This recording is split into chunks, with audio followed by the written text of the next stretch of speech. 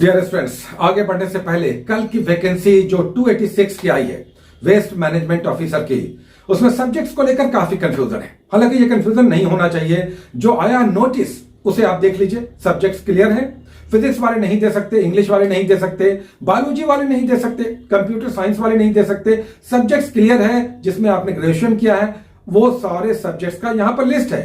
हाँ, सब्सिडियरी या साइड से जो सब्जेक्ट्स लिए जाते हैं उस पर क्लेरिफिकेशन नहीं है। यह अभी थोड़ा सा हेजी है, इस पर डिटेल्स आएगा, आप तक सूचना पहुंचेगी कि साइड से अगर सब्जेक्ट है, ऑनर्स पेपर नहीं है, तो क्या हम एलिजिबल हैं कि नहीं। इस पे बात करेंगे आने वाले समय में, जब इस पर पुख्ता जानकारी हमारे पास आ जाएगी कि सब्सिडियरी पेपर या साइड से जो पेपर दिए गए हैं ग्रेजुएशन में वो इसमें अपेयर हो सकते हैं कि नहीं, इस पे हम बात करेंगे। साथ ही बीपीएससी 67वीं का टॉपिक्स रेगुलर आ रहा है, एक दिन बीच करके आता है। आज रात, आधी रात में 1 से 2 बजे के बीच वो टॉपिक्स आ जाएगा।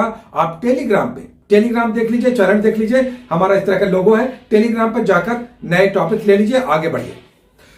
सीडीपीओ की आज बात होगी, चूंकि सीडीपीओ को लेकर काफी कंफ्यूजन अगेन बना हुआ है। हालांकि ये चर्चाएं लगातार चल रही हैं। हमने भी स्वयं कहा है कि एग्जाम के डेट्स बढ़ सकते हैं, लेकिन आयोग तो नहीं कह रहा है, आयोग अभी तक क्लियर नहीं कर रहा है। हालांकि अब तक, आज जब 16-17 तारीख हो गया, तो आयोग को यह बताना चाहिए था कि डेट्स बढ़ेंगे। ये डेट्स नहीं आ रहे हैं, तो इसकी कहीं संभावना ऐसी तो नहीं कि 6 फरवरी को यह एग्जाम हो जाएगा। और आज जब इस पर गंभीरता से हमने चिंतन किया तो थोड़ा सा भय बन गया, डर बन गया। इतना बड़ा एग्जाम है, कहीं 6 फरवरी को हो गया। तो इस बीच में इतना डिस्कशन हुआ कि डेट्स बढ़ रहे हैं। बहुत सारे छात्र थोड़ा सा शिथिल पड़े होंगे, रुके होंगे, थोड़ा सा सोच रहे होंगे, रीऑर्गेनाइज कर रहे होंगे स्टडी को कि तैयारी किस दिशा में अब जाए, आराम से पढ़ेंगे। नहीं, अपनी तैयारी को, चूंकि आयोग अभी तक ये क्लियर नहीं कर रहा, 21 तारीख तक, 21 जनवरी तक ये क्लियर हो पाएगा कि डेट्स फाइनली आगे बढ़ेंगे या उसी डेट पे एग्जाम होगा। हो सकता है कल परसों भी आ जाए, लेकिन जो हालात हैं, एक दिन भी आपको वेस्ट नहीं करना चाहिए। आप अब बचे हुए दिनों में जो 18 से 20 दिन, 18-19 दिन है, उसके लिए कंटिजेंसी प्लान जरूर बनाइए। और ये कंटिजेंसी प्लान होगा कि अगर एग्जाम 6 फरवरी को हो जाता है तो हम ये 17, 18, 19 दिन कैसे तैयारी करें। अगर आज से करेंगे तो कैसे तैयारी करें अगर 6 फरवरी को एग्जाम हो जाए, चूंकि डेट्स नहीं बढ़ रहे हैं, इसकी सूचना नहीं आ रही है। तो समझना जरूरी है, अगर टाइम कम है तो हमारा कुछ फोकस्ड पॉइंट होना चाहिए। जो पिछले सालों के क्वेश्चंस के पैटर्न है वो कहते हैं कि हिस्ट्री और करंट अफेयर्स आपको कहां से कहां पहुंचा देगा। इन दो को सबसे पहले कंसोलिडेट कीजिए। अब हिस्ट्री में हम क्या पढ़ें, एक प्रश्न आता है, हिस्ट्री में हम क्या पढ़ें, इतने दिनों में समय कम है, जल्दबाजी में हम क्या पढ़ लें।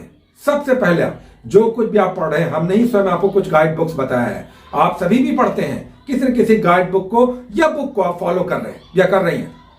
एक जो बुक है जिस पर हमारा एम्फेसिस होगा इस सीडीपीओ के एग्जाम में, ये ट्रम्प कार्ड होगा, और वो होगा स्पेक्ट्रम का राजीव अहिर की आधुनिक भारतीय इतिहास। ये बुक आपको पढ़ना चाहिए, इस पर फोकस कीजिए। आप 1 लाइनर छोटे छोटे टॉपिक्स कर रहे हैं, ठीक है, अधिकतर क्वेश्चंस इससे आएंगे, लेकिन कुछ कठिन 7, 8, 10 क्वेश्चंस जो टफ होंगे इतिहास से, आधुनिक भारतीय इतिहास से, उसके लिए स्पेक्ट्रम अनिवार्य है। आप इसे कैसे पढ़ें, इसमें नया वाला स्पेक्ट्रम जो आया है उसमें लगभग 958 पेजेस है, 958।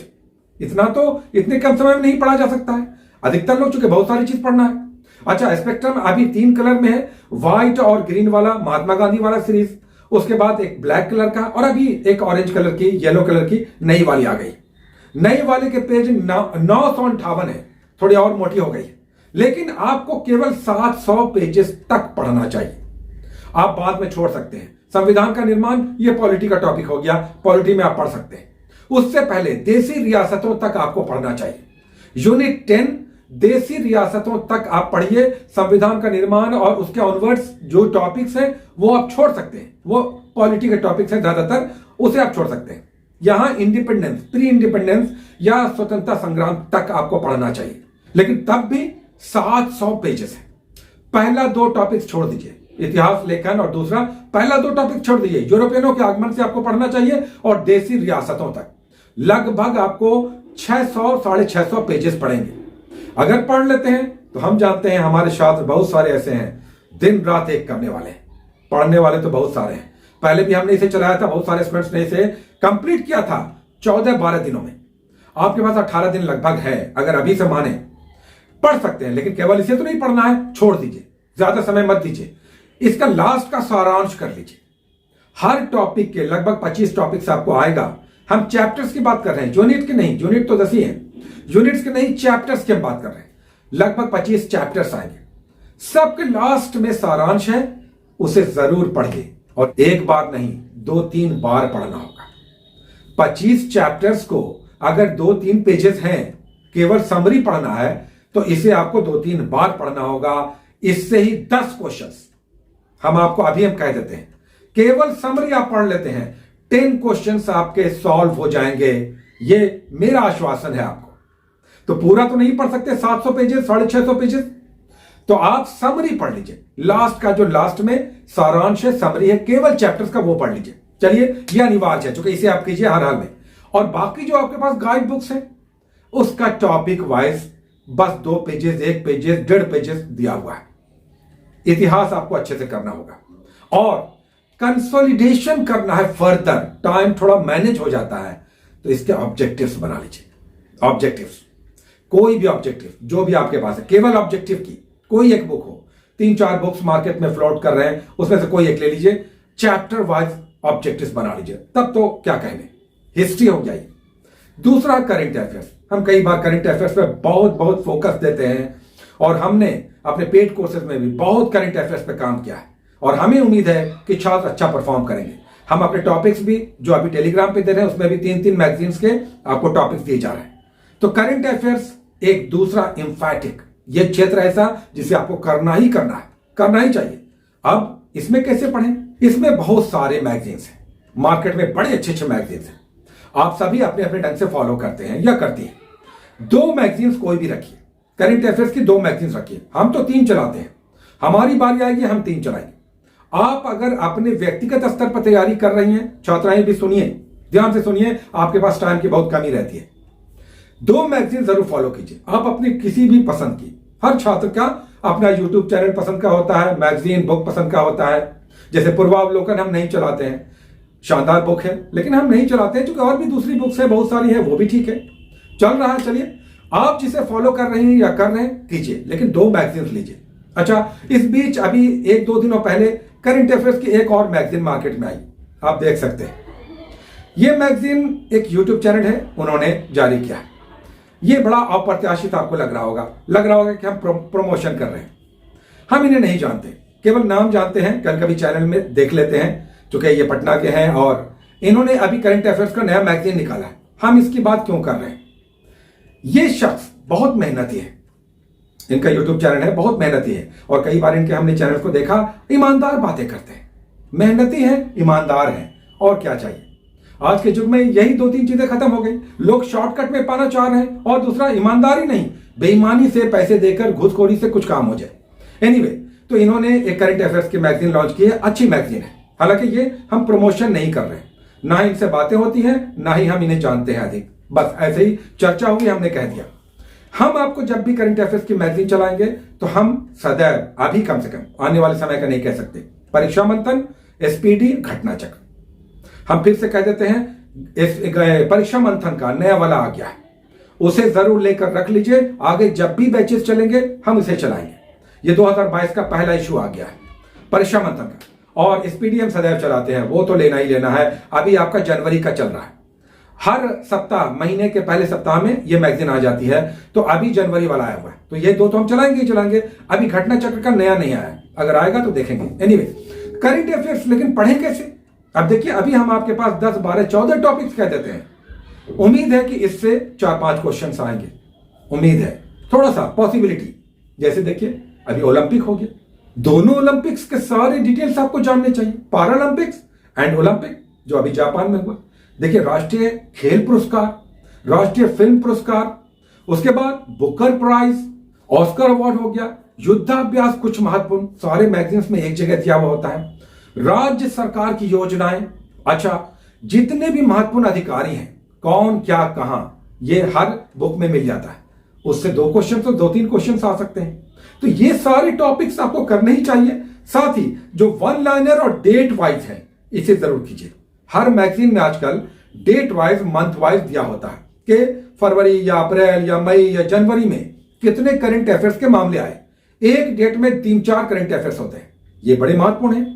अच्छा, आजकल साइंस एंड टेक्नोलॉजी पे बहुत क्वेश्चन आ रहा है, युद्धाभ्यास पे आ रहा है, तो इस तरह से आप एक वार्षिकांक लीजिए, बल्कि 2 लीजिए और उसके डेट वाइज कीजिए। और बहुत सारा स्पेशलाइज्ड सेगमेंट होता है, जैसे राज्यों की योजनाएं हो गई, जैसे अवार्ड्स हो गए, जैसे खेल पुरस्कार हो गए, आईपीएल देखिए हो गया, आईपीएल पर भी क्वेश्चन बनना ही बनना है। तो ये सब है, 4 ग्रैंड स्लैम टेनिस के, इस पर भी क्वेश्चन बनना ही बनना है।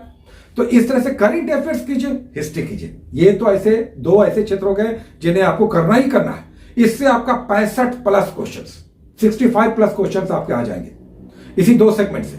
तो इसे जरूर कंसोलिडेट कीजिए। अब तीसरा सेगमेंट साइंस का आता है।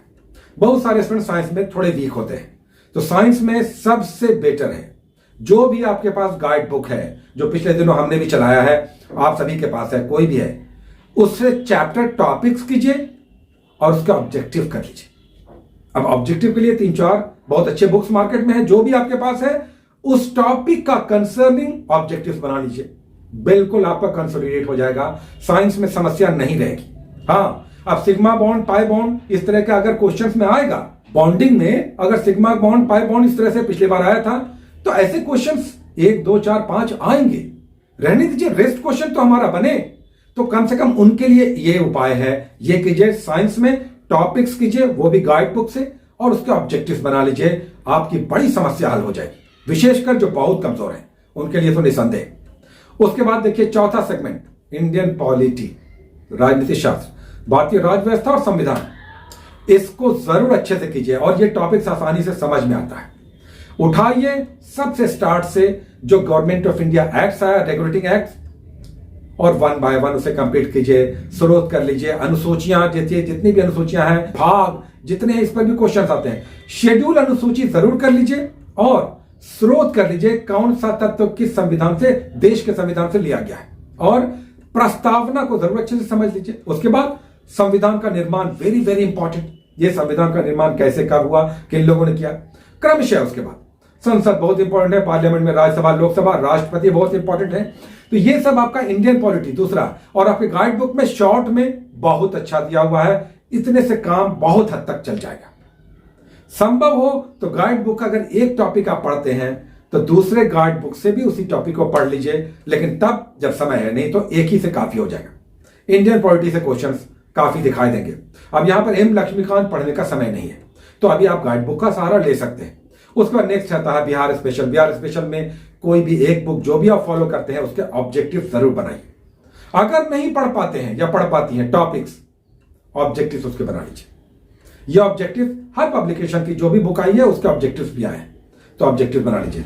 ये 5 फोकस पॉइंट है। फिर तो जीके हो गया, इकोनॉमी का बहुत टफ आता है। सबसे तो इंपॉर्टेंट हो गया योजना प्लानिंग, इससे क्वेश्चन आता ही आता है।